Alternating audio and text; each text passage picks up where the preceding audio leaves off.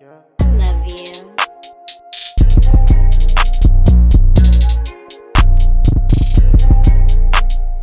Welcome back to another episode of the Sports Redefined podcast. I'm your host, your best host, Nnamdi, aka Premium Nam.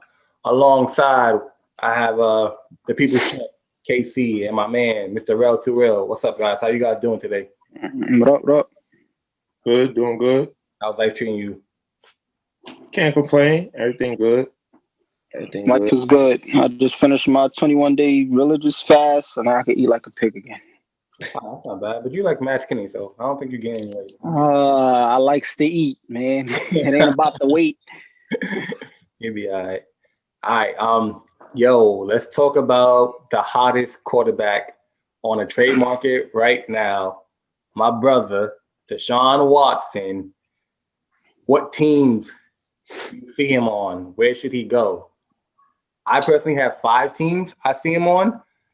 So the first team I have him on is the Cowboys. All right. I think he has a good core in the Cowboys with CeeDee Lamb, Amari Cooper, and Michael Gallup. Still has Zeke as a running back. The O-line is shaky, but I think that's something you could fix out. He's a playmaker. He'll figure it out. My other team, I have 3 teams that I call perfect situations. Miami, Tennessee, and hold on. Oh, and the Colts. There you go. Him and the Colts, I think he could just plug right in, no problem. My dark horse is New England. I know New England has no playmakers, no wide receivers, but I think that he never had a coach, right? Like Deshaun Watson never had a good coach. You pair him with the best coach in NFL history, hands down. Then you get your starters from last year to come back. It's a top 10 defense. So I think those 5 situations would be good for him. I'm pushing for New England, like Belichick and Watson, little rendezvous. What you guys got?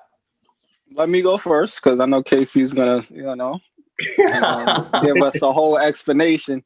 Mine is short and sweet. Either the Giants or the Jets. I say the Giants because we stink, and I say the Jets because they stink. It's about time we need. I don't think the Giants ever really had a black quarterback that I know of. Nah, you know, man, wasn't black. He wasn't black. So that's it, short and sweet, man. If we could get him to New York, I know it'll be a lot, but we need something, bro. It's time. It's been looking bad last couple of years. For me, I feel like the most realistic places would be the Jets in New York, like Rel said, and the Miami Dolphins, just simply because of who we're talking about is Deshaun Watson. So it's going to take a lot to really trade for somebody like that. It's not a simple trade to work out. You're going to need assets to give up to get Deshaun Watson. And the Matthew Stafford trade really messed it up because now if Matthew Stafford is worth 2-3 first-round picks and Jared Goff, you're going to have to give up your entire future. Like the Jets, being that they stink and they have that number 1 pick, that's really enticing. And Miami, being that they have picks and you could give up Tua in the deal, so they'll still have a quarterback, is really enticing as well. But I think the Matthew Stafford deal really messed it up for the entire league because now you're going to have to really pay. Like I think Dallas would have been in it, Nnamdi, without the Matthew Stafford deal. That would have been possible to just trade a Dak Prescott and 1 pick. That would have been totally possible. But now I think he costs too much now. I think Houston has him for 2 more years. So I think they're really going to play hardball with this one. So like to push back, I don't think Matthew Stafford, it was 2 first-round picks and a 3rd, but I think for Deshaun, you give like him 1 more or like 1 more first round, so it'll be 3 first rounds and probably like 1 more 3rd round, so like 5 picks and a player. I don't think that's too much for someone who's like 24, 25. Think about it. He's not old, right? He's 24, 25. He can play like 8 to 7 more years. Like his QBR is like 108 in losses. Right? Like, how do you play better in losses than you do in wins? That's not really a gamble. It's like a sure thing. He has no O-line, no perimeter wide receiver, a running back who's like 41 years old, no defense. Like, nah, you give him up. Like, I don't think it's too much for your future. Like, so I don't know any quarterbacks 10 years from now that's going to be super nice, right? Like, Trevor Lawrence is like 1 in a million. Last time we saw him, like Andrew Luck, his career wasn't that long. You know what I'm saying? There's no quarterbacks that we was like, oh, it's a generational talent. Justin Herbert for the Chargers, he basically was like a surprise for everyone. Like, oh, he's actually not that bad. But somebody you got to hit on, it's not a lot of those in the NFL, NBA. It's not a lot of those in the NFL. But I think three first rounds, it don't got to be consecutive, right? 2 third rounds, and like give him like Dak Prescott and like not Zeke, but the running back after Zeke. I don't know who he is. The running back after Zeke. That's what I'm saying. Deshaun Watson is so good. You might actually have to give up your quarterback and your running back to equate to what Deshaun Watson is. Like for the Giants example to work that Rel brought up, you would have to give up Daniel Jones, Saquon Barkley, and like 3 draft picks. Deshaun Watson is that good. You're not giving up Saquon for Deshaun Watson. You're not. He's that good. You're gonna have to include him in the deal. Daniel Jones, he can go. Like, I don't know who nicknamed him Danny Dimes. He has not done anything. Like, who gave him this? New Yorkers, yeah, I'd be too fast. And I don't think Daniel Jones is that bad. Like, I don't think he's bad enough to give up on. He's not in the Mitchell Trubisky range. He's definitely better than Mitch Trubisky. He definitely had a better season, I would say, than Carson Wentz, a quarterback in his division. He's definitely better. Right. Who's better? Daniel Jones? I'm talking about government. Daniel Jones or Justin Herbert? I would say Justin Herbert. All right. Justin Herbert's a rookie, bro. Daniel Jones got to go. You got to go.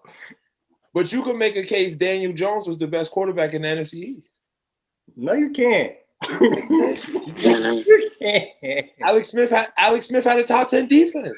Man, Andy Dalton was better than Daniel Jones. Don't do that. He said, "Don't do that." Next topic. What are we going to? All right. Yo, so you alluded to the Matthew Stafford. So where do you put the Rams now in like Super Bowl contention for the next season?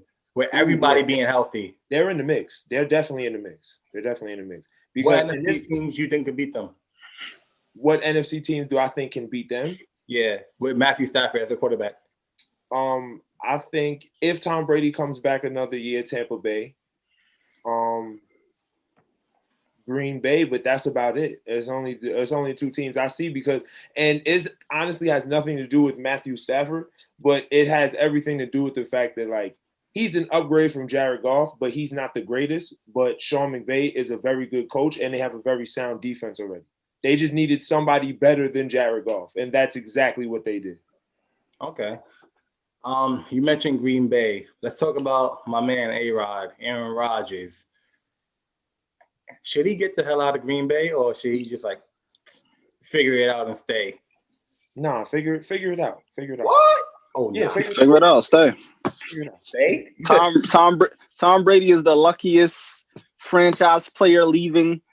That's not gonna work for everybody, bro. Aaron Rodgers, stay, bro. We know you for being your Mr. Green Bay. Stay, break it out.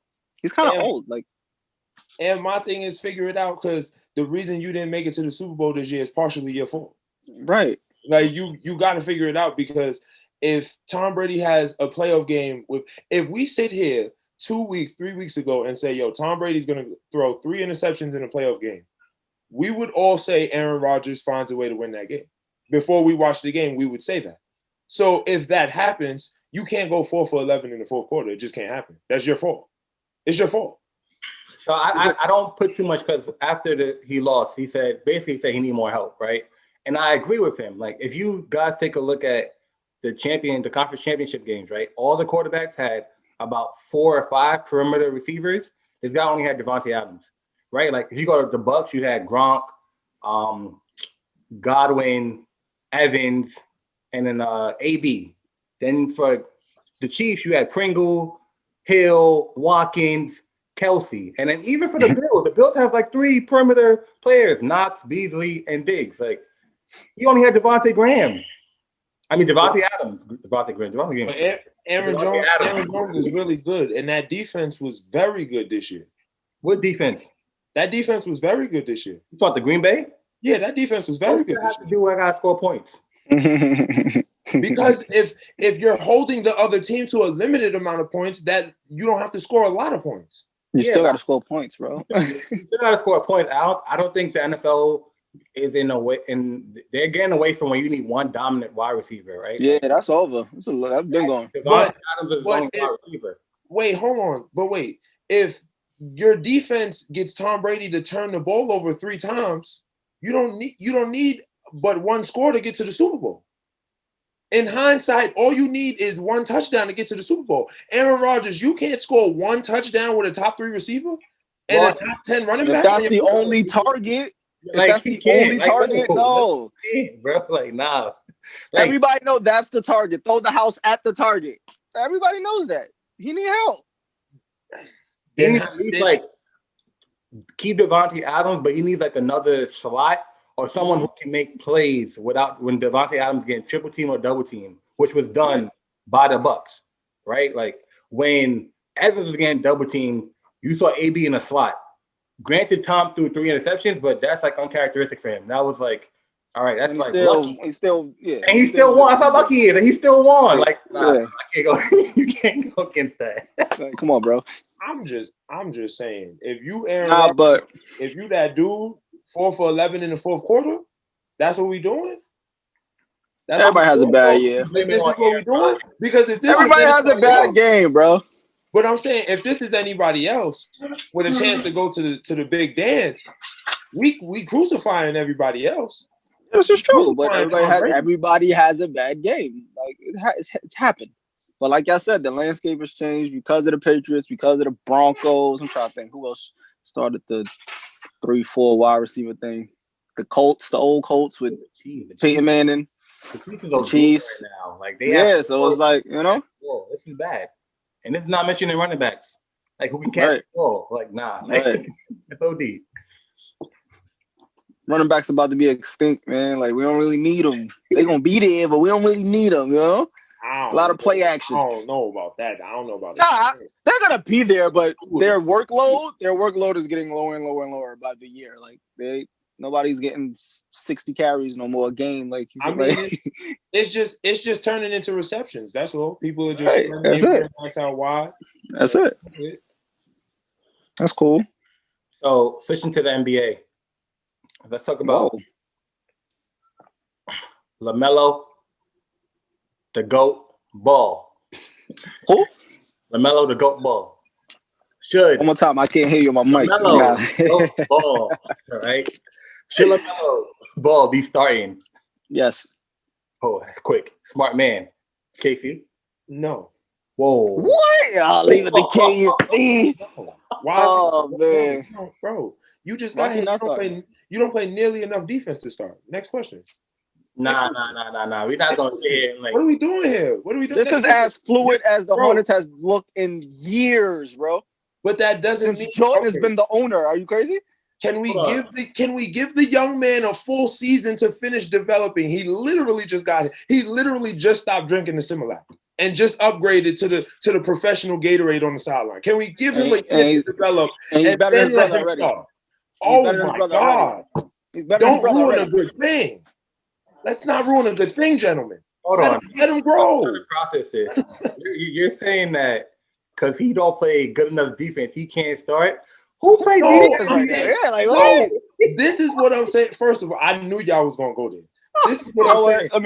Let me put on my mask. I'm trying not to cuss. Can we give the young man time to grow? I don't understand why we have to throw him into the fire because it looks good early, and then when it hits the fan, it's gonna be that young man's fault. It's gonna be Lamelo Ball's fault. And now he's going to be exposed when we could just let him grow into it after a year or two, and then he could really become a starting NBA point guard, like a really polished NBA player, and really touch up the little things he need to touch up.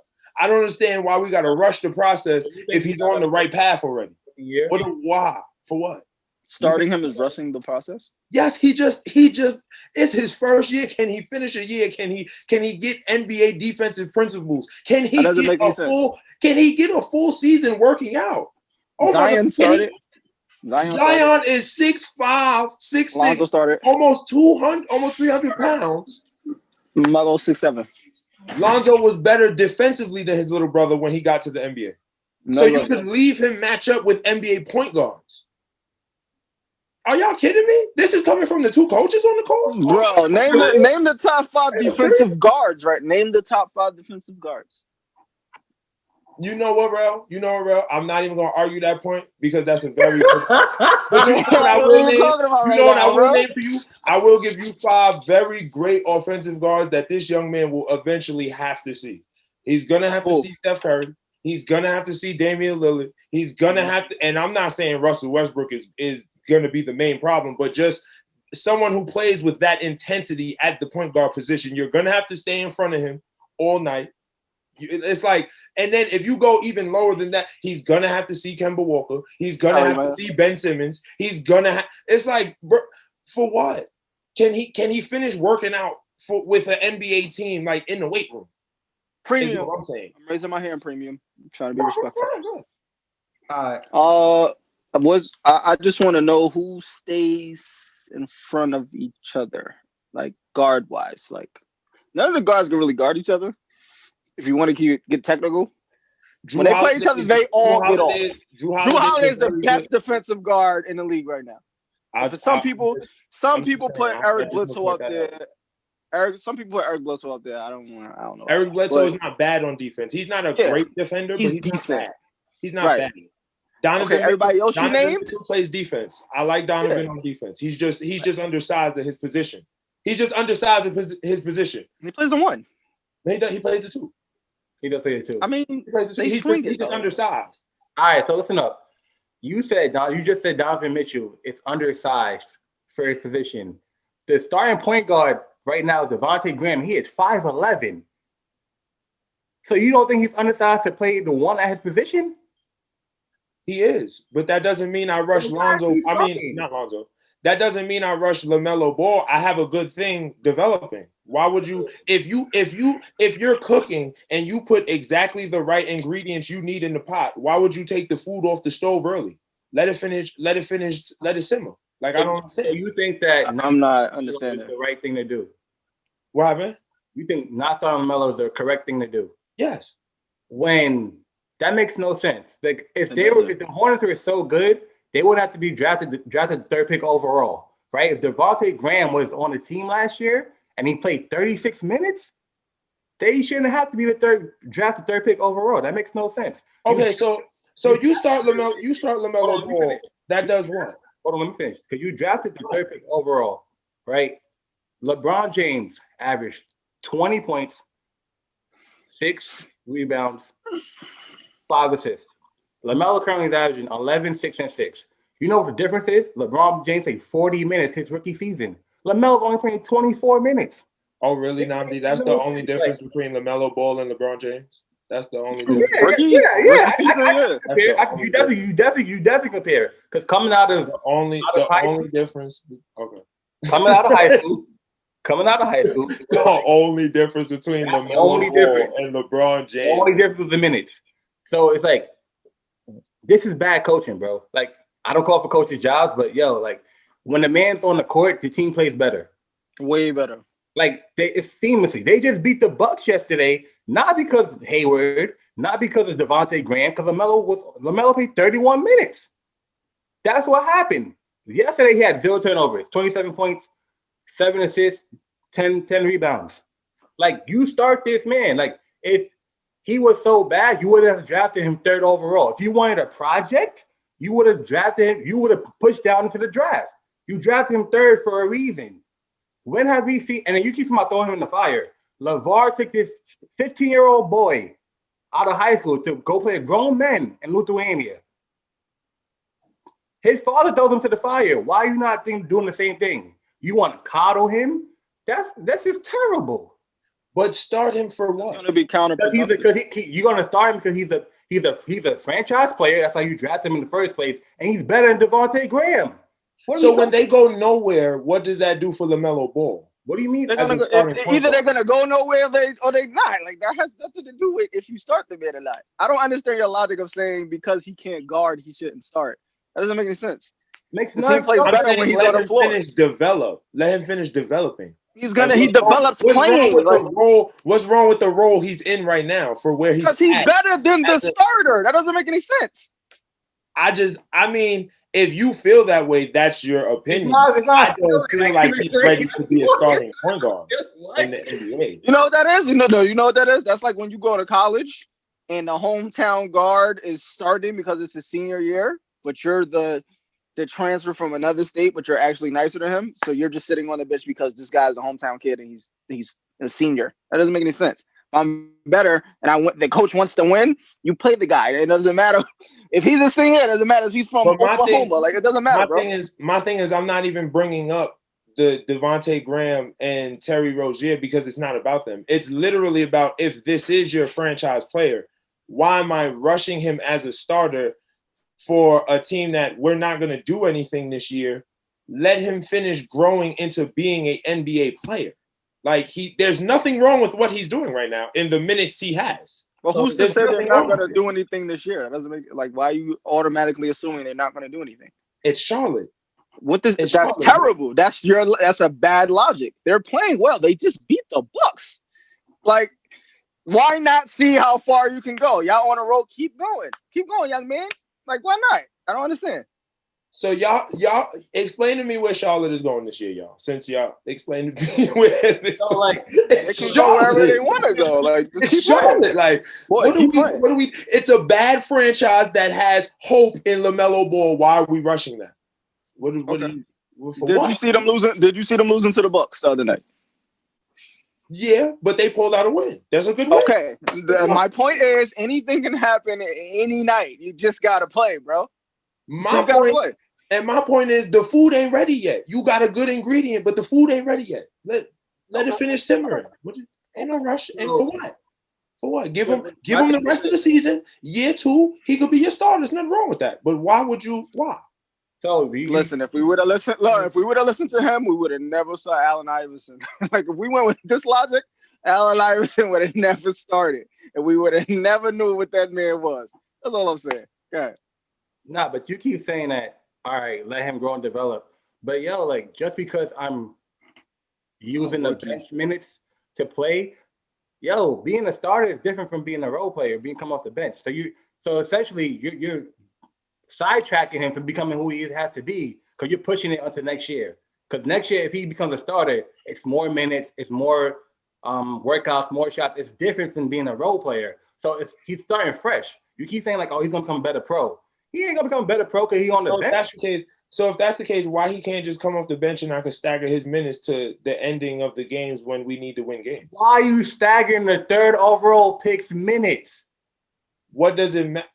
Wait, I'm confused. Like, you staggered him for a reason. Why are you staggering? He's not the Nets where you need to stagger him to figure out how to play. He's a star player. There's nobody else there. Like you, and you're saying Devontae Graham was dookie.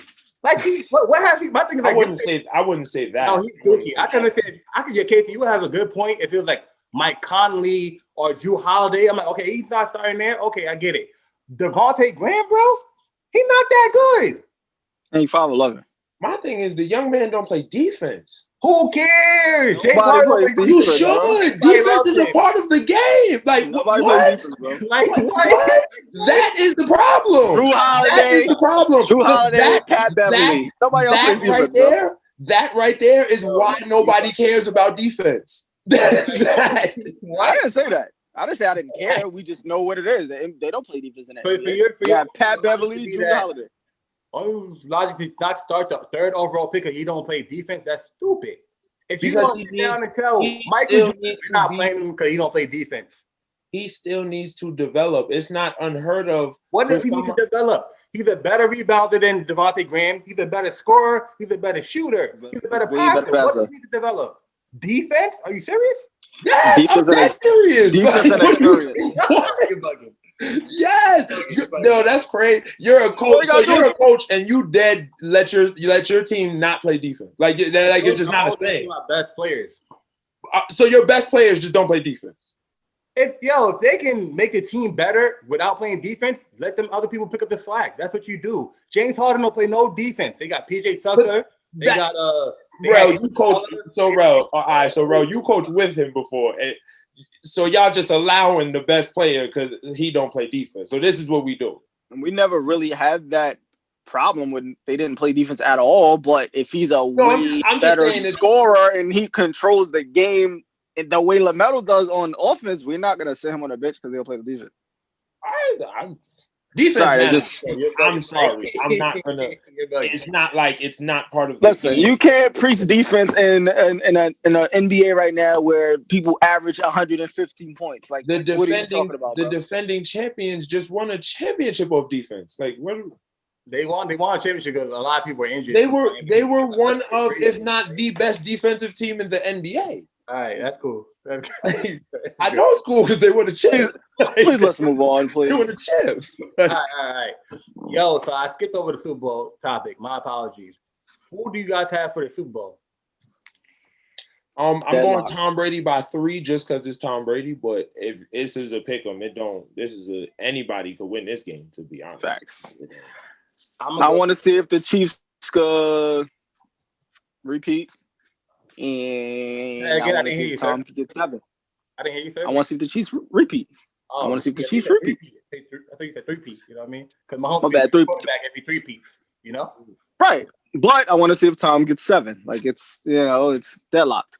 So I think so I don't know. It depends on how long the game goes, right?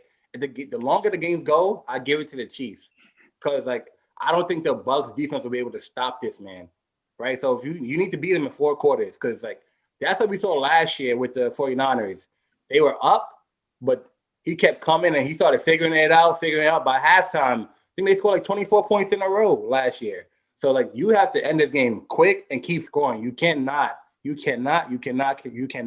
let this man figure out what you're doing. Right? So they beat the Bills last week, and they were ranked 6th in pass rush. The Tampa Bay Buccaneers are ranked 8th. So I don't know. And they beat the Bills by 15, 16 points, right? So I don't know. It's a Super Bowl thing might be different. Mahomes might be this is Tom Brady. He might get starstruck. I don't know what's going to happen, right? It's a Super Bowl. You never know what's going to happen. But if Mahomes stays on the field for a longer period of time, it might be slow. It might be slow. Because I'm what's he going to do?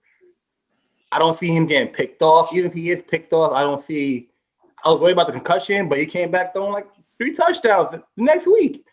He had a toe injury. That went away. I don't know. It might be slow for Tom, bro. 7? That'd be impressive, but I'd rather Mahomes to win so they could 3-peat.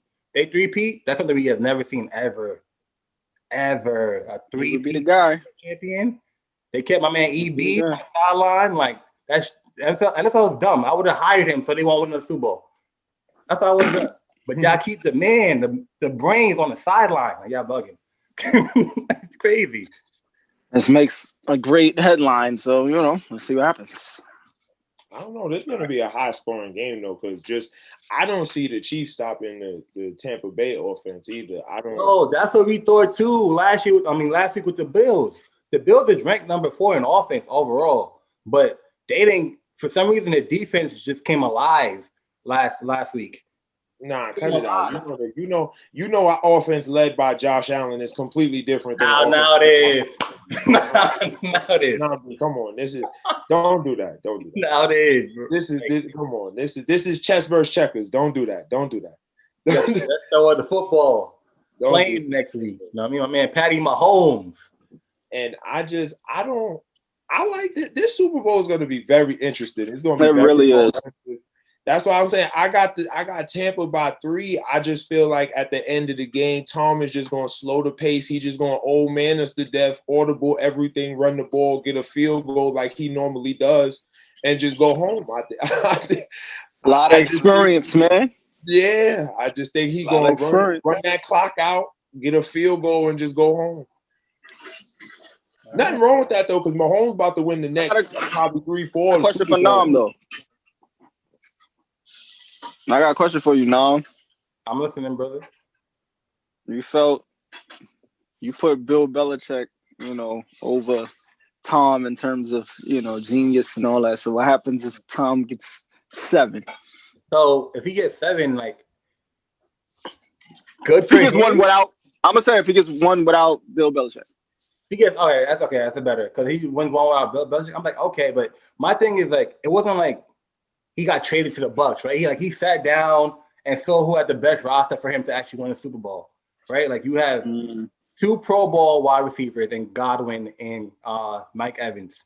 Then you're like, oh, this is not good enough, so you have to bring back AB and Gronk. Do you know that for the final 8 games leading up to the championship game, that both AB and Mike Evans have the same amount of targets, and then AB has more receptions than him? But everybody's like, oh, AB, he's washed up. How is he washed up? He was never washed up. I don't get it, right? So he chose a good place to go to. And then even the defense is ranked top 10 last year. They're still ranked top 10 this year. So you went to a place where you had a good defense, playmaking receivers, and then when it wasn't good enough, you added more that you're comfortable with. Like you pedaled the whole thing. Like I can't get Smart man. Like for that, but I can't be like, oh, you better than Bill Belichick or whatever. Because like Belichick, it's not his fault that his starting defense, like, yo, it's COVID, we're not coming back. That's imagine in the NBA, you have all your 5 starters didn't play, which we're watching now. You have to watch like the G League players, like they can't like it's not good. It's not good. But Nnamdi, doesn't Bill Belichick have the ability to pick his own players and plug and play into his system as well? Like, didn't he have the ability to sign Cam Newton? Like, it wasn't like a GM told him to sign Cam. Bill Belichick had the ability to pick these players. Yeah, but just like how Tom Brady had the ability to pick a new team. But you're saying like, so take Cam Newton out. What free agent would you have signed that's not under contract, right? That's a decent quarterback. But that's why you re-sign Tom Brady. Tom Brady left. Like, exactly. It's not like he was like, oh, okay, like Tom, like let's figure it out. Tom Brady's like, yo, I'm done, I'm out. And the crazy part about it, like he had his guy in Jimmy G. Tom Brady made the man get traded. And then what happens? The year after, Jimmy G's in the Super Bowl with the 49ers. Right? So it's like you keep saying like he planned for this thing, and then Tom Brady nixed it because of Robert Kraft. And you're going to sit here and be like, oh, he had a choice. Yeah, my choice was Jimmy Garoppolo, and you got rid of my choice. How was that Bill Belichick's fault? Because at the end of the day, Bill Belichick had the ability to sit down with Tom Brady and squash all of that. I don't want to squash nothing, bro. You did. Give me my – you supposed to leave 2 years ago. You a Patriots way. This has how it's always been. Randy Moss, we got rid of him. Ty Law, got rid of him. Richard Seymour got rid of him. When it came down to the Patriot way, you wanted to be a diva about it, and you're getting mad like, oh, I'm Tom Brady. Let me stay. But the Patriot way needed the exception for Tom Brady so they can remain. You didn't need the exception when you had Jimmy G sitting down on the bench ready to go. You didn't need the exception. But when you traded, I can give you a point. If Jimmy G didn't get traded, you got rid of Jimmy G, Jacoby Brissett. You got rid of I forgot the guy's name.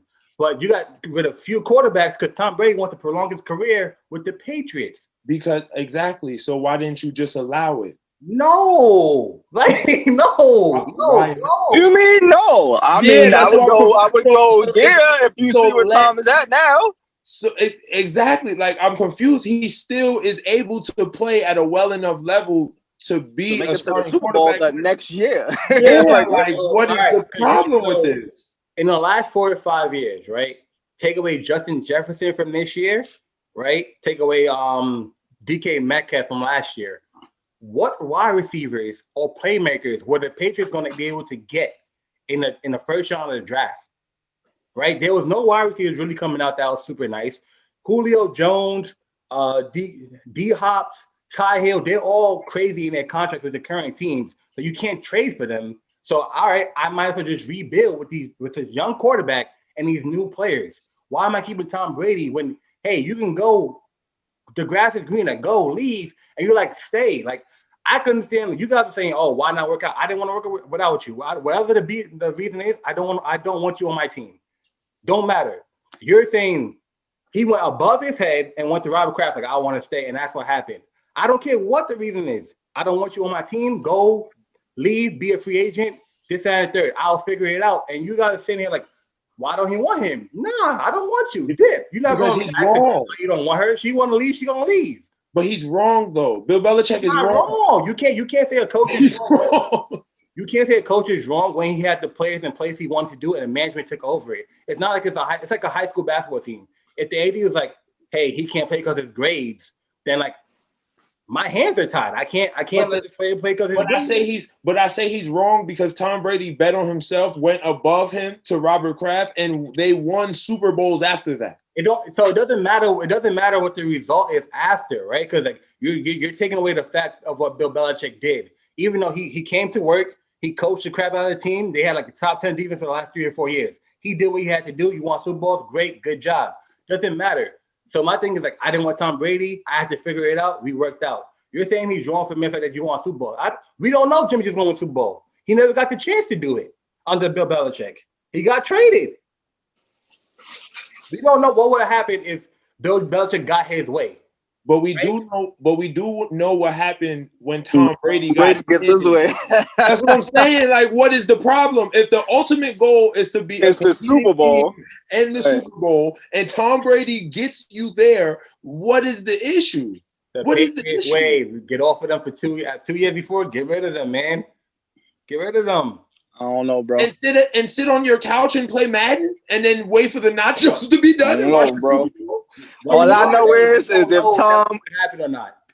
All I know if Tom gets 7, Belichick gonna be salty. I don't care what you say. So this is the second time this has happened. This is the second time he's coached a team without Tom Brady and has not made the playoffs. So, all right. So I can give you this year, but actually I can give you no years because that's the fine print that they didn't make the playoff. But my thing is they went 11-5, bro. Like I can understand if you said they had a losing record. They didn't have a losing. This is the first time Bill Belichick had a losing record in 20 years. Like, but Nnamdi, you don't have to give me anything. They literally wasn't a playoff team when Tom Brady wasn't the quarterback. Like it happened. Yeah. But all right, like they went 11-5. I'm okay with you. You're saying they weren't a playoff team. Everybody's gonna think like, oh my gosh, they were like 5-11. Oh my God, they were terrible. They weren't a terrible team. They just didn't make the playoffs because of how the season was. That's all it was. No, what I'm saying, so you gotta let the people know because you be lying. What I'm saying, they don't think they got a 4-10 team like they the Browns and they had a winning record and they won 11-5. Okay, like they got eked out, but okay, a lot of people will be in the playoffs right now because of the new playoff rule. Like, what are you talking about? But they was in the same place as the worst team in the NFL that year on their couch, they was at home. It don't matter. Like. Keep the same energy, bro. LeBron and his losses. You make all the damn excuses. He just won. Somebody's losses. Not somebody his win. His win in the bubble. The man is the defending champ. What we gonna do? What we gonna do now to leave him alone? I'm just saying. The man is the defending champ, so he won by himself. All right, let's go. All right. On that note, switching to we talking about championships. Let's go back to basketball. We got the Nets. What's up with what's going on with the Nets breakdown? Give it to me, Ralph. What's up? Championship, not championship? What are they missing? What do they need? Can they work? Can they not work? The bench is trash. They need a backup center.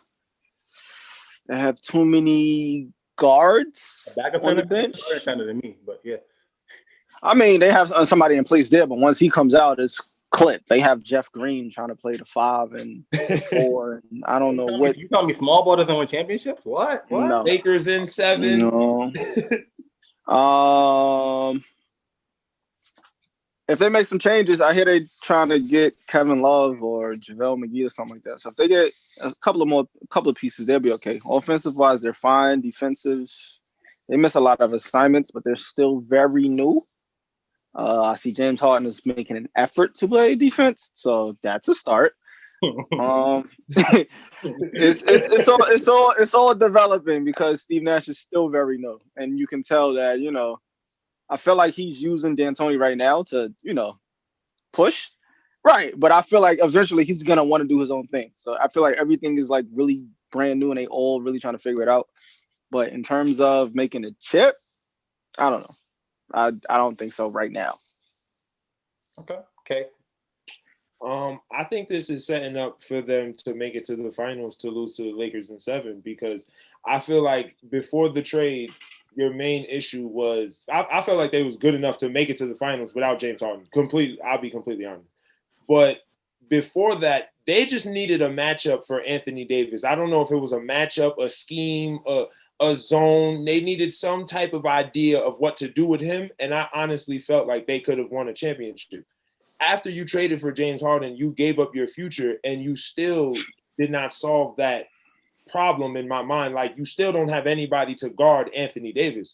And now you sign Iman Shumpert. Iman Shumpert is not a bad defender. He can hit a three, but you still need somebody to guard Anthony Davis. So it's like Lakers in 7 on top of the fact that you need somebody to guard Anthony Davis, and the Lakers are very well at the position that you need help in. Like, their center spot and their big man spot are played by very skillful players, and you need help in that position. Like, Marc Gasol, you can run offense through him. Montrezl Harrell is a beast on the boards, and you can throw him the ball on the block when he comes off the bench. Like, Anthony Davis is Anthony Davis. There's no reason to talk about him. Like, no, I don't. What? He's Anthony Davis. Like, he's you put a lot of emphasis on this guy. You said his name about 8 times. I'm just saying, like, you acting like if they play the Nets, he's gonna do what he wants to Kevin Durant. Like, what? But what would be the matchup? Now, hold up. What would be the matchup? Say the Nets, Lakers went to the finals right now. Who's guarding who? That would be tough because it's like, who do you leave DeAndre Jordan there to get this 30 piece? No. Just give me the matchups. I don't want to hear your hypothetical crap. Point guard, who's guarding who? Point guard, I'm putting Schroeder on Kyrie. I like that. Okay, let's go. Who's the 2 guard? Oh, Caldwell Pope, I'm leaving on Harden. I like that. Cook food. I like 3. That. You know, KD and LeBron is a cancel out. There's a cancel out. No. That's where you go right there.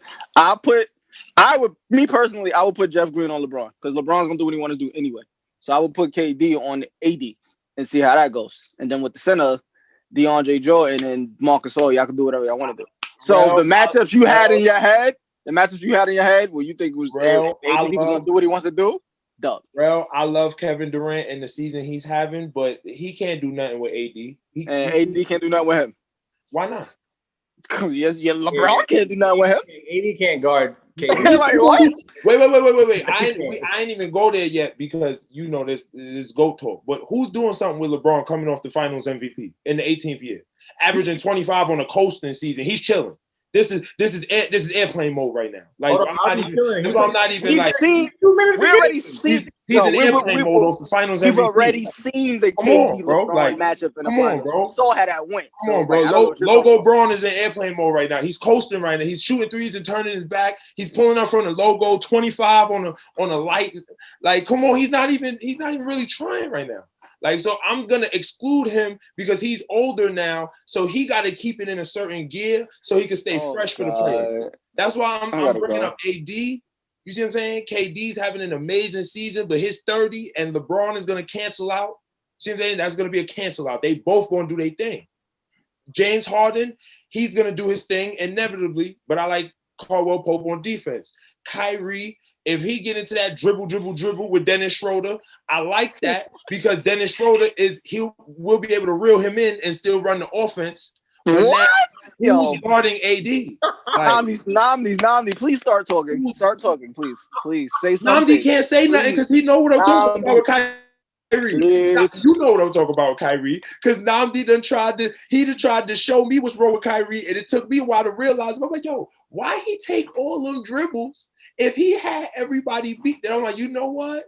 It's cool because that's what's gonna get them beat this year against GOAT. Listen, I say Kyrie dribbles too much myself, but we've seen Kyrie in the finals. That's a whole different person. True. So if they happen to make it to the finals, I don't think all that dribble, and I don't think Dennis Schroeder is going to be able to do anything with that man. So I don't know. Nnamdi, please take over because he's driving me crazy. I said I'll leave him there. Please. I said leave him there. All right. So for KC, I agree with you that KD and LeBron is a washout. However, I'm not saying I don't think LeBron is coasting. He's playing like 41 minutes and he played every single game. Like, that's not coasting, right? Coasting is like 18 games. You're 36. Why are you playing 42 minutes? And you're But playing I mean, in his body language, like he's shooting threes from so far. I feel you. I get it. Yeah, nah. Now the crazy thing you just said that you take Caldwell Pope. You like Caldwell Pope's defense over James Harden's offense.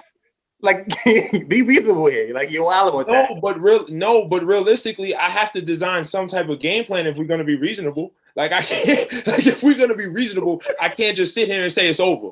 Like, I can't. What I'm going to do? He's going to score 30. Like, what game plan? I don't understand what game plan you have for James Harden and Kevin Durant and Kyrie Irving in the finals. My thing is, they're going to score points. That's not my concern. They're going to score points. They are.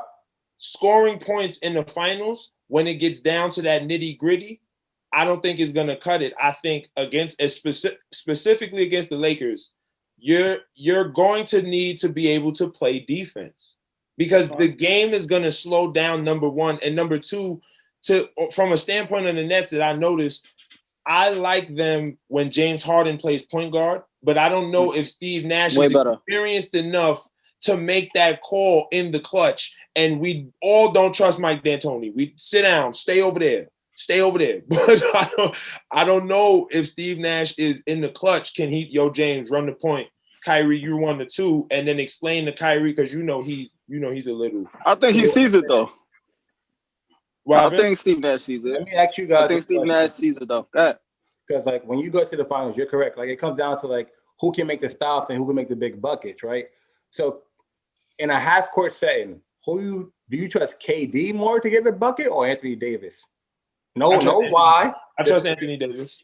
Anthony Davis. What? Yo, get me off the phone, God, please. Yo, he's wilding right now, bro. That is fan talk. Nobody on earth is taking AD in the clutch. And let me tell you why. And let me tell you why I say Anthony Davis, specifically if they match up against the Nets, because like I said, KD. You're like, if we're gonna wash out KD and LeBron, I like that matchup. I like my chances with LeBron, the same person in year 17 who did that switch on Kawhi and Paul George for that defensive stop at the end of the game. But that's neither here nor there. But I like my chances. You see what I'm saying? With AD on the other side because he can post up and he can get a perimeter bucket, as opposed to KD, who if we leave AD there, KD can't post up. Anthony Davis can post up Kevin Durant, which leaves easier buckets because now you have to guard for the post up, but he has a post fadeaway. So now when he hits you with the fade, he hits you with the pump fade. Now he has moves on the block. He's playing 2K in his head. I'm convinced. He really is. He really is. Does he really think AD? He think AD is gonna beat KD off the dribble? Like the only way he's gonna be able to. Really I said post up. On the block. He can post up. Right. So they cancel out. You're saying KD can't post up AD. Fine. AD can't do anything but post up KD. But now then we have to go back to if KD guards Anthony Davis, who guards LeBron James?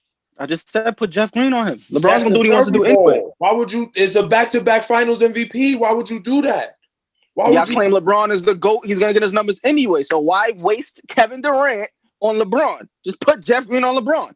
If you're saying AD is the person to worry about, put Kevin Durant on him. But then LeBron is gonna go off and win the whole chip by himself. Okay, we gotta go. Ever in his life, so never. We gotta go. Yo, y'all gotta go. Right, look. So for the Nets, like, bro, I agree. So I think they're missing three things in my opinion. They need a 6-man who can get a bucket. They need I don't want to say Draymond Green, but a Draymond Green type player. It don't have to be 6'9" or whatever, but like a Iggy kind of Draymond Green. And they think about Andre Drummond, but I don't like Drummond on that team because he don't play no defense. It's not gonna work.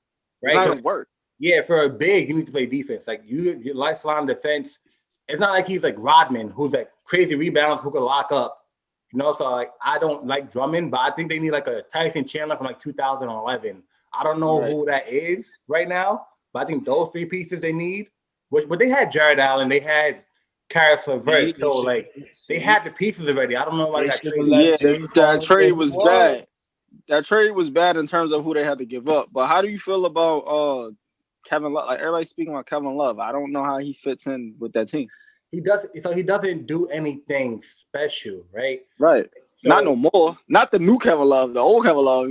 but not because he's gonna be similar to Andre Drummond. The only difference is that he can stretch out the floor. But my thing is like they don't need more scoring, right? You need somebody. You need rim protection. Protect the paint. Right. Like Rudy Gobert or Mitchell Robinson, like a Really, even a Dwight Howard, honestly. They need to guard Anthony Davis, but that's another. You see what I'm saying? That we gonna leave that alone. What are you talking about?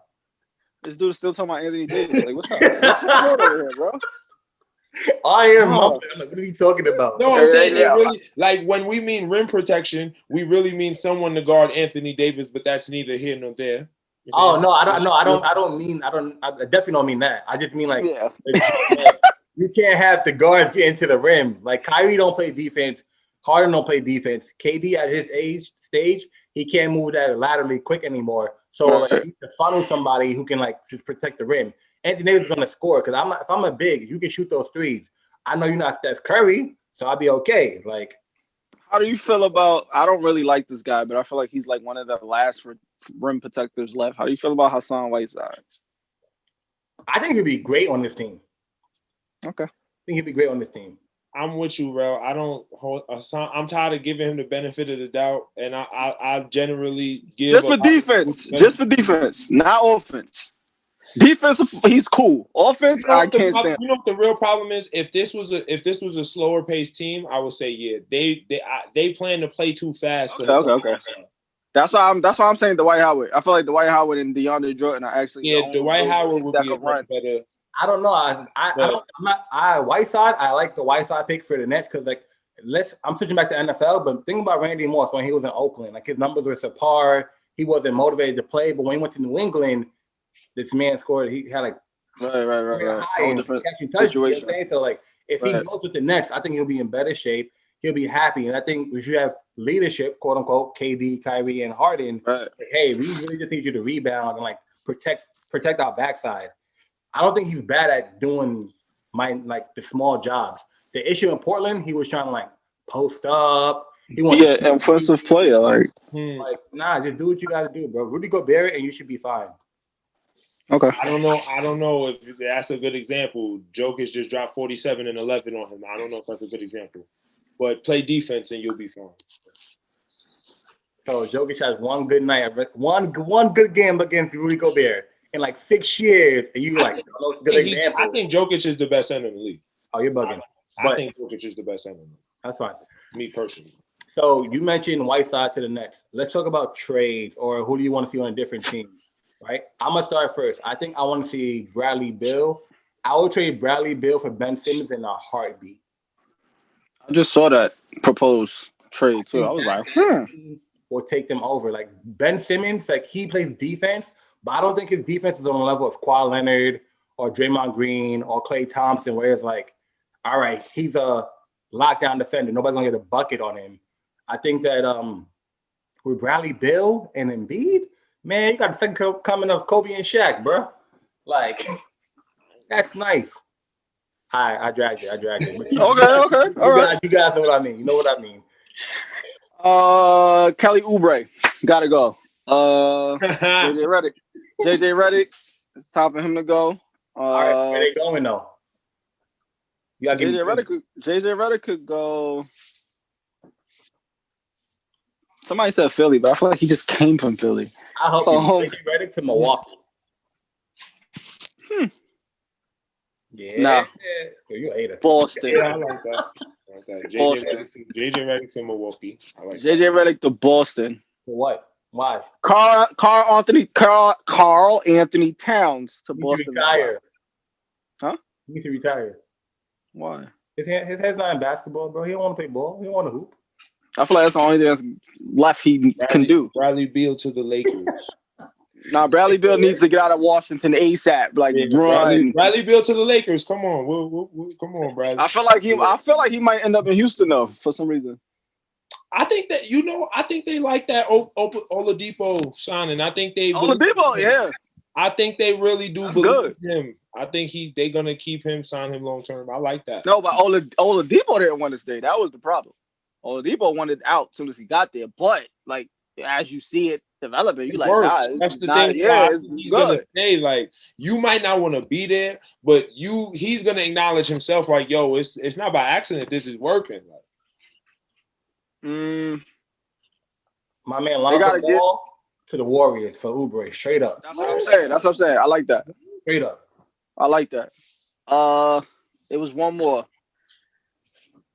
They got to do something in Cleveland. Cleveland got all the sinners. Nah, we need one of them. We need one of them. I don't know how dangerous Golden State feels, but Bradley Beal to Golden State, I wouldn't mind that. I don't know, just to get them back in the mix. Klay Thompson and a draft pick for Bradley Beal. I don't know how dangerous they feel though. Clay's coming back. Clay. Yeah, Clay's coming back. That's what I'm saying. I don't know how dangerous they feel. Bradley Beal he's not Klay Thompson, but he's right there. Like if you match Steph Curry and Bradley Beal, you're doing things. So it's not like if you lose Klay, why you trade Klay? No. If you add Bradley Beal to Steph Curry, you're doing things. Like that's a lot of points from your backcourt. You're frying a lot of teams on a nightly basis. I'm gonna throw out a curveball, but it's all right though because we got Lamelo Ball, the defensive stopper. It's all right. So no, the GOAT. As much as I like this guy, I think it might be time for CJ McCollum to leave. Yeah, I like him. He's smooth, but I feel like it might be time for him to go. We might have to break that up. But yo, so all right. So Portland be on something like, oh, we need bigs. Now the issue is you guys should have been traded McCollum for Jaylen Brown, right? Like if you guys are trying to do the whole Warriors kind of like model and stuff like that, the only reason the Warriors work because you have a bigger two guarding positions. You know what I mean? So you should have traded for Jaylen Brown. Like trade for Jaylen Brown right now. Like they're not gonna give up Jaylen Brown. You should have been traded him when he was like last year when he wasn't that good, but not doing that. Should trade him. Yeah, they're not. I don't know. Because Dame can't guard nobody. CJ can't guard nobody. You're trying to find a three. No threes really play defense like that. Like besides Kawhi Leonard, like I don't know a lot of threes that play defense like that. So defense is a lost art. Paul George split up to the two. Like I said, you want threes play defense besides Kawhi Leonard. I would say it don't happen. So like you need to find your defense from the two guard, from the two position, and the two or the one, or you need a big to protect. True. I got another question. Yo, go for it. Y'all know I'm a Melo fan. I'm not feeling this rotation in Portland. So if he happen to be able to play for a contender, which team you guys think he should try?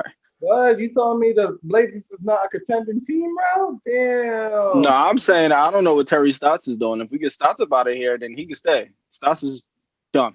So it's time for him to go. Honestly. A contender team? So anybody will work in Golden State. We know that, of course. So Melo to Golden State. He should have been signed to Golden State, but he was like, "Oh, I don't want to go." Now I see what you're talking about. Like come on, bro. He should have went to Golden State, bro. Like, what are we doing here? If you're a free agent, go to Golden State. Not because of Bob Myers is the GM, because you got that 6'3" guard who's the best leader we've seen in basketball in a while. So you should go to Golden State. Giannis, I'm sorry, 228. Go to Golden State, my guy. Like, what are we doing? No. But I think Melo should go to Golden State. I said, yo, think about it. Oubre for Melo. Imagine all the time that Oubre is getting. Listen. Like, as Portland is going, as Portland is going, it looks like they're rebuilding.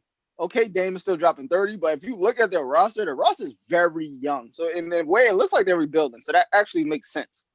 Kelly Oubre is very young, and like he just wants to stand in the corner, shoot threes.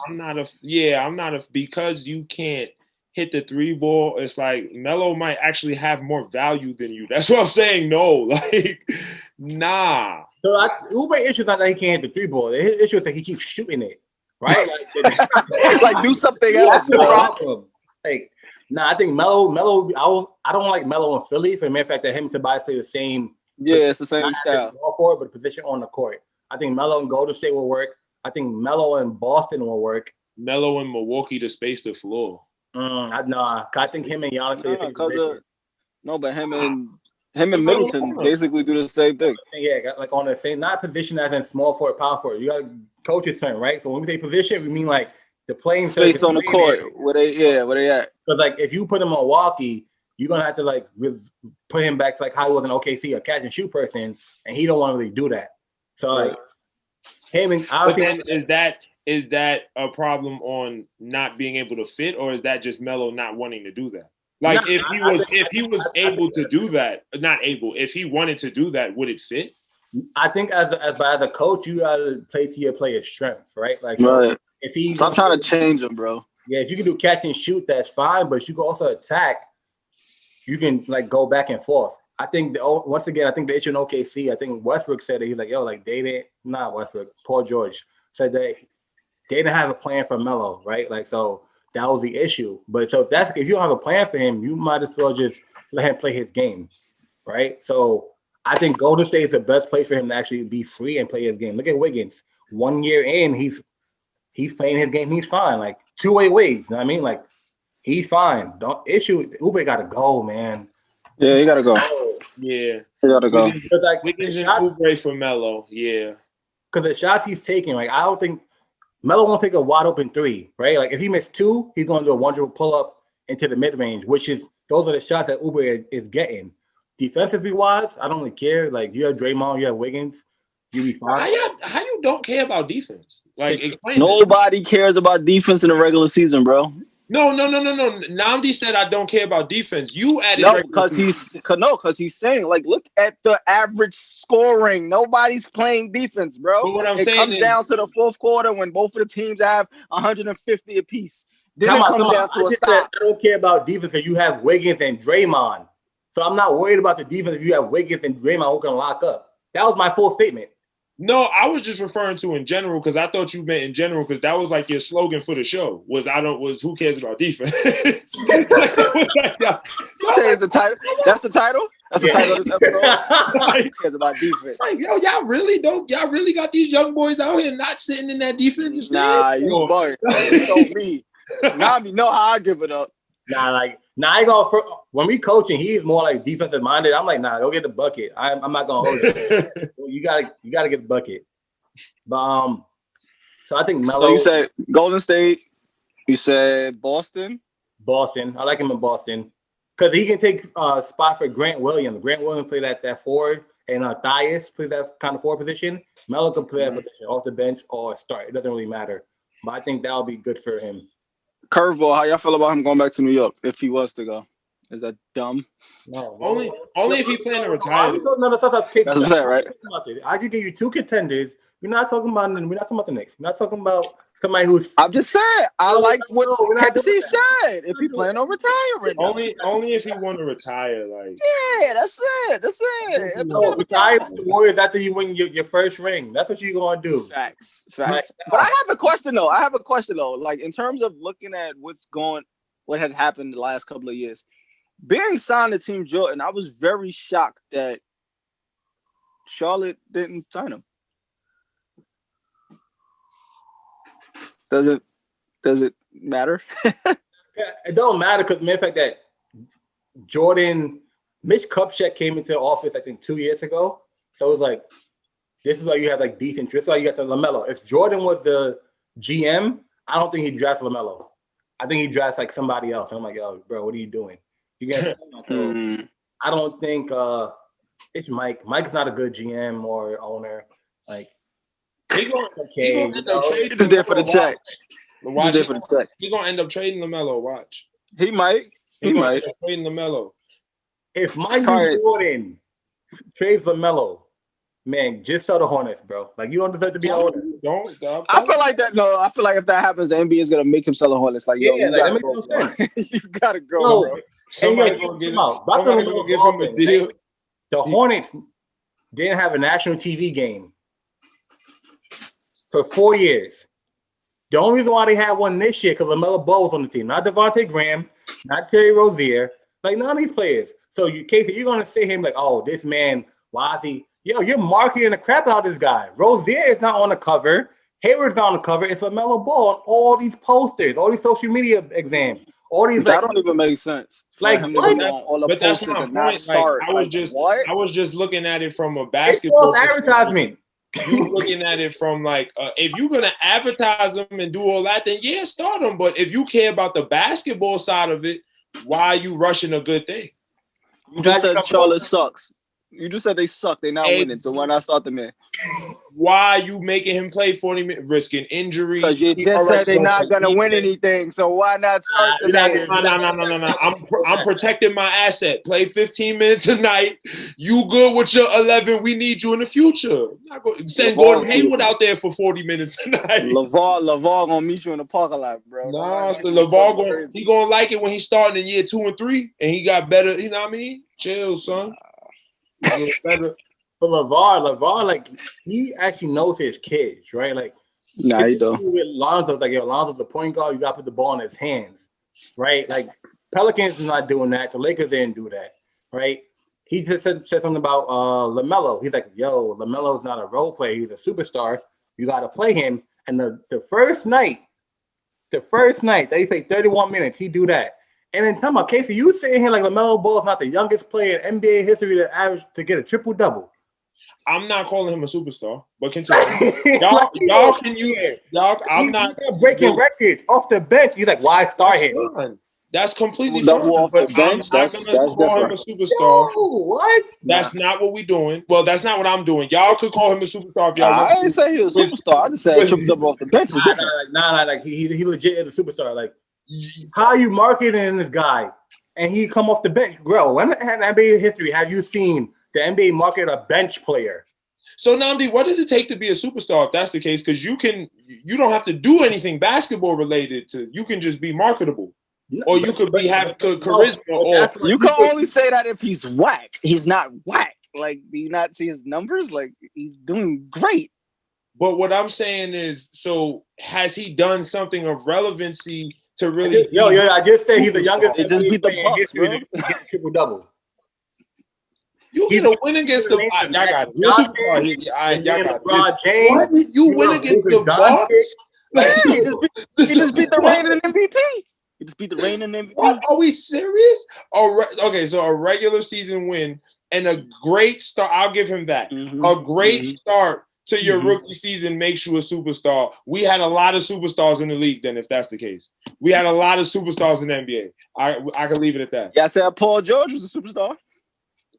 Paul George. We might have to go back and look at Danny Granger's numbers. Danny Granger was a superstar, though. Like, what are we was a superstar, though. Seriously? Danny Power Ranger Granger. Like, so, I'm going to leave this as a last note, right? Casey, you have some decent points, but the fact that you're missing it, he's a rookie off the bench. Danny Granger was a starter, right? Like, everybody you just mentioned were starting. This man is the seventh man off the bench, and you're like, oh my gosh, that's superstar talent, bro. The kid had his own Facebook TV show at 16. Are we, Nnamdi? Like, what are we talking about? That's not superstar. Are we sure this is solidified talent, or is it NBA potential? Like, you can have superstar potential. There's nothing wrong with that. You can have a high ceiling, but he literally just started playing in the NBA this year. He's a superstar? That's what? When you have your viewership increased by 2 million people for a bench player, you're a superstar. What are we talking about right now? I thought there had to be a certain level of criteria of things that you had to be doing on the court, mainly playing more than 1 year to be a superstar in the league. You see what I'm saying? But Zion is a superstar. So you tell me. Y'all said Zion was a superstar, though. Now you trying to say Zion not a superstar? You called Luka a superstar his first year. Right. I didn't say Zion. Yes, you did. You said Luka was. We got him, Nnamdi. We got him. Seriously, Casey, you really called Luka. Wait, hold on. Luka Doncic don't have more done as an NBA player than I'm confused. You talking about rookie year, bro? Rookie season. You call Luka rookie season. Luka Doncic's rookie year to this point wasn't better than LaMelo Ball's, because I think so. No, it's not. And he started. It's not. Like, the matter that he started, he's not. Like, he just isn't. But what does that mean? What do you mean? what do you mean? Like he So like, what? How is that a valid reason for anything? Okay, because so he's a bench player. So are you insinuating that if he had the starting role, that because we can't exactly what I'm see, insinuating. If he had the starting role, his numbers would be probably double what he is. He But- probably what LeBron did his first year. but being the fact that you use the word would, you can't say he's better. Say it again. Being the fact that you use the word would, that means it's maybe there's a chance. We don't know if it's actually better. Casey, there's no maybe when this man just dropped 27 for the first time playing 30 plus minutes yesterday. He averaged, I'm telling you, yesterday when he had 31 plus minutes, he did 27, 9, and 7. So if we really go into Luka Doncic's numbers, Luka Doncic, like, okay, so he hasn't done anything. He was starting. You're missing what we're saying. Yo, you're missing the whole. He's not starting. He's not starting, bro. You're not getting this. But what I'm saying is, if he starts, like what? Yo, let's go. Move on, bro. Yo. We go to the topic. This is like an OD tangent. Comeback of the currently, who do you have for your comeback player of the year? I don't even know who the candidates, bro. Like I don't know. Pick one, bro. No matter whoever wasn't there last year. I got John Wall, just because he made it back. Okay. Like he actually made it back to do something. Like we all knew Steph Curry was coming back. We all knew KD was coming back at some point. Like we literally did not know. John Wall didn't know if he was coming back. So to actually come back and be you see what I'm saying, a starting point guard in the NBA, see what I'm saying, actually be a starting point guard in the NBA because he's put in work and actually done things. But yeah, so. My boy Wardell Curry. Oh, wow. Good job. Smart man. He had to remind people who he was. Lord Jesus. Everybody's reminded. Stephen Curry. Say it, baby. Nah, I definitely got Steph Curry as a comeback player of the year. Like, especially what he's gone through this year. I think Clay not playing actually makes Steph looks better, right? Mm-hmm. For me, people like, oh wow, like Clay's on the court. Like you have to really like triple team Steph. But this is the big part about it. This always happened, right? It's just that Clay can hit shots, so it wasn't that bad. Since Oubre can hit shots, they're like, oh, he's not gonna hit this. We're gonna keep trapping him. We're gonna keep triple teaming him, things of that nature. Well, I mean, if we was counting superstars, both of y'all are wrong. It's KD. Like, if you're gonna come off an injury that bad and average 30, like it's Kevin Durant. All right, that's cool. I hear you, KD 6'11". He can score from anywhere. Yeah, but he also has the MVP on his team. Like, so he got the MVP on his team. Yeah, like KD, he played 15 games. Out of 15 games, he played with having a spectacular comeback before. Out of the 15 games, he played 10. I'm saying things change. He played 6 with James Harden. Like the fact that he's scoring 30 over 50, that's cool. That's impressive. But you're not taking the fact that he has more help on his team to get those shots off. Way more help. Like that has to be factored. Like in the 1980s, 85 to 90s, you had the Jordan rules. You had Hack and Shaq. I want to show you guys the Steph Curry rules. I'm going to share my screen. We got special effects. My boy out here, he working. We have special effects. Give me 1 second. I can't share my screen. I don't mind sharing my screen. One. We got a delay game warning. Can you guys see this? Can you guys see this? Yes. Watch how there is 1, 2, 3, 4 on Steph Curry. Why is it that what is Steph Curry going to do at half court, Rel? Please let shoot. Oh, sheesh. This is your Portland team. But, Rel, look at the score. Peep this score. Why are you doing this that's the score? That makes no sense. Now, from this year? KC, you love defense. Defense, 2-time defense player of the year. Paul George plays defense, and this. Let's on this decent. 6'2". This man 6'2", 6'3" at most. Why do you need so many people to guard this one man if he's not so great? Now the final picture. Damn. Look at this. Bro, I'm going to count this out. 1, 2, 3, 4, 5, 6. Oh, you can count them, right? 8. So, guys, I wanted to introduce you guys to the Steph Curry rule. This is pure dominance for somebody who is 6'3".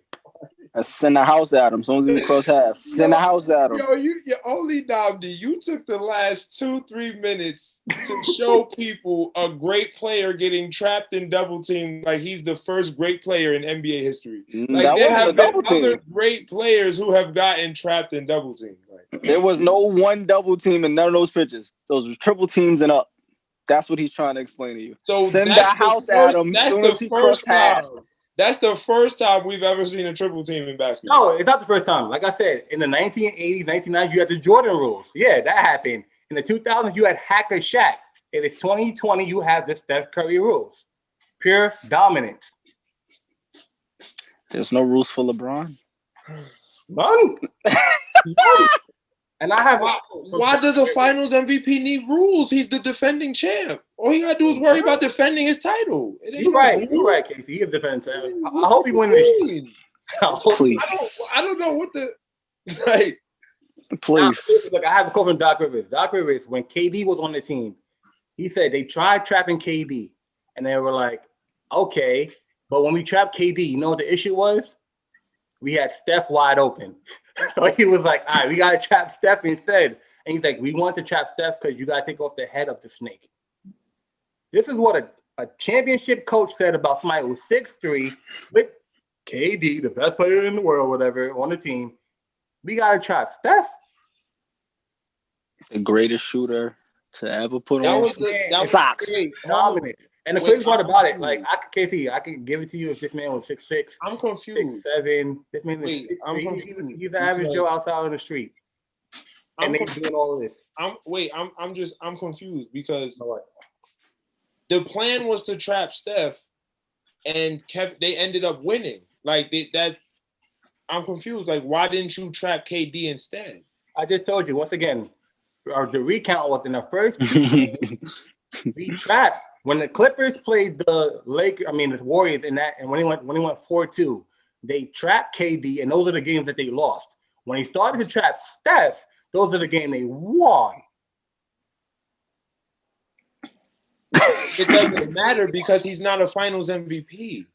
Like, what are we talking about? What are you talking about, bro? We're not talking about none of that. We're talking about pure dominance on the Casey. Just give it to him, bro. He's trolling, bro. He's trolling right now, bro. Okay, he's dominant. He's dominant. Trolling, bro. I don't understand the problem. Give it to him, bro. Like, what are we talking about? Casey, like, what is the purpose of this topic? Like, what did we bring up Steph Curry for? Is what I'm saying. He's a comeback season. He's a comeback player of the year. What are you talking about? Why are you trolling right now, bro? But to go so in depth about, like, he's a great player that sees defensive coverages, you see what I'm saying? Defensive game plan for the best players in the league. This is what they do. He's trolling, Steph Curry bro. is one of he definitely is trolling. Like Steph Curry is trolling, one of bro. the most influential players. Okay, we gonna go to start bench cut. All right, yeah, go to start Steph Curry, and start Steph Curry. Like, what are y'all? You're a smart man.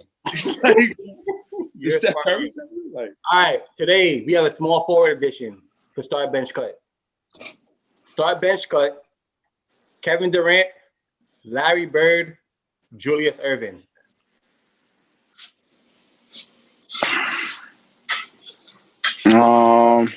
Start Kevin Durant, bench Larry Bird, or Julius Erving. Yeah. I'm starting Larry Legend. I bench KD, cutting Dr. J. I'm starting Dr. J. I'm benching Larry, and I'm cutting KD. Okay. All right. Now we gonna cut Steph. Okay. I don't think you guys chose KD because you guys didn't watch Dr. J, right? Nah, KD is just a better player than Dr. J. He not. How not? Like, the only thing he does better than him was, like, he averages 4 more points. That's it. Kevin Durant. I pick KD because he's bigger. He's a better shooter. Kevin Durant wasn't a more skillful offensive scorer than Dr. J? No. For somebody who's skillful more awful, you only average 4 more points. But what the numbers aside, is Kevin Durant not 7 foot, can pull up from half court? Dr. J was doing it. KD could, bro. You seen KD pull up from half court in an NBA game? No, but I'm pretty sure you can. Like what? Like you're gonna 7 foot? that? I will hope so. Like I don't know. That? Like, all right, my peeps. That was the show, episode 3. A lot of laughs. Real intense. Woo. Woo-hoo. If you enjoyed it, please like, comment, subscribe. We're on YouTube now. Also, follow us at Sports Redefined on all social media, Twitter, IG, Facebook. Follow us. Share. Enjoy. Once again, I'm your host, your best host, Nnamdi, a.k.a. Premium Nam, alongside with the People's Champ, KC, my man, Mr. Real Too Real. Peace.